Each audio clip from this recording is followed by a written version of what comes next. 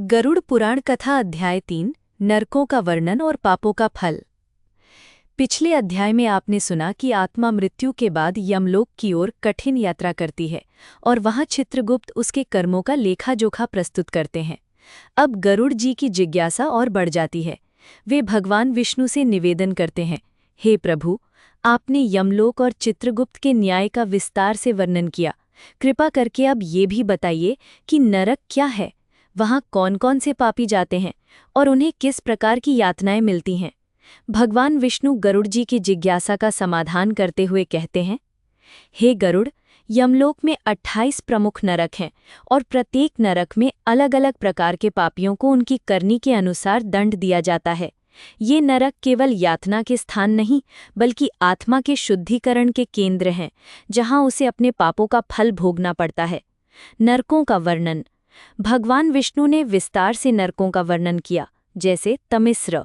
यहाँ वे लोग जाते हैं जिन्होंने दूसरों की संपत्ति छीनी या धोखाधड़ी की। उन्हें अंधेरे में बांधकर कोड़े मारे जाते हैं, जिससे वे पीड़ा से चीखते हैं। अंध तमिस्र। जो लोग अपने जीवन साथी या परिवार को धोखा देते हैं, उन्हें यहाँ भेजा जाता है। उनकी आंखों के आगे अंधकार छा जाता है और उन्हें असहनीय शारीरिक पीड़ा दी जाती है। रौरव। जो लोग दूसरों की संपत्ति या भूमि हड़पते हैं, वे यहाँ जाते हैं। वहाँ भयंकर सर्प उन्हें डसते हैं और वे तड़पते रहते हैं। महारौरव। यहाँ वे लोग जाते हैं जिन्होंने अपने कर्तव्यों का पालन नहीं किया, माता पिता या गुरु का अपमान किया। उन्हें विषैले जीवों द्वारा यातना दी जाती है। कुंभीपाक। जो लोग जीव हत्या, पशु हत्या या मांसाहार करते हैं, उन्हें उबलते तेल में डाला जाता है। कालसूत्र। यहाँ वे लोग जाते हैं जिन्होंने झूठ बोला, छल कपट किया या धार्मिक कार्यों में बाधा डाली। उन्हें आग की ज्वाला में जलाया जाता है। अस्सीपत्र वन। जो लोग धर्म का अपमान करते हैं, उन्हें तलवार के पत्तों वाले वन में दौड़ाया जाता है, जहाँ उनके शरीर पर गहरे घाव होते हैं। शालमली। व्यभिचारियों को यहाँ भेजा जाता है, जहाँ उन्हें कांटों से भरे वृक्षों से बांधकर पीटा जाता है। वैतरणी। ये एक भयंकर नदी है जिसमें खून, मवाद, मल, मूत्र बहता है।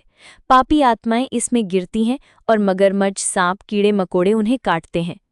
कृमि घोजन।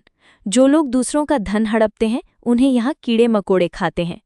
और भी कई नरकों का विस्तार से वर्णन है, जैसे सूकरमुख, संतानक, अवीची, अयहपान, रक्तपान, तप्तमूर्ति, शूलप्रोध, दंडशूक, अवतारिणी, पयःपान आदि, जिनमें हर पाप के लिए विशेष दंड निर्धारित है। पापों का फल। भगवान विष्णु ने बताया कि हर पाप का फल निश्चित है।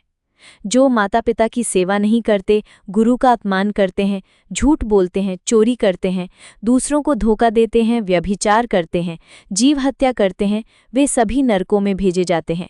वहाँ उन्हें भयंकर यातनाएं दी जाती हैं, कभी उबलते तेल में, कभी आग में, कभी कांटों पर, कभी कीड़ों के बीच, कभी अंधकार में।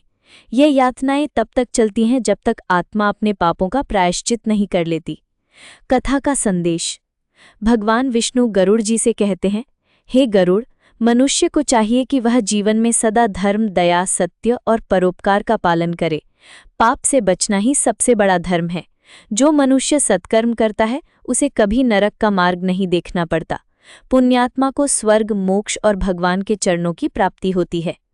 इस प्रकार गरुड़ पुराण के तीसरे अध्याय में नरकों का विस्तार से वर्णन, पापों के अनुसार यातनाएं और धर्म का महत्व बताया गया है।